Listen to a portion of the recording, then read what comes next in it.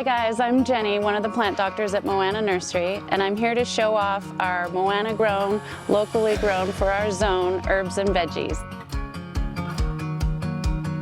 We're all excited for spring, and as a native Nevadan, I know how the roller coaster temperatures of spring can be discerning, but these guys are cool hardy. So if winter decides to sucker punch us, it's okay. You can put them out now and they can endure those lower temperatures.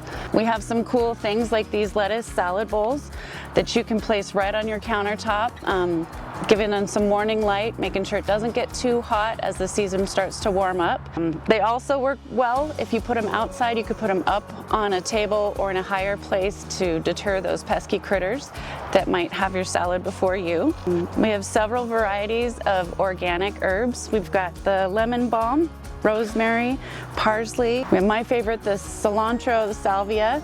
And there's several assortments of lettuce, the organic cabbage, broccoli, spinach, and lots to choose from. Whether you're doing your raised beds or container planting or planting directly into the ground, we've got you covered. You have everything here for a successful and healthy harvest. So if you do like to plant in a raised bed or a container, it is easier to control the quality of the soil that you're using.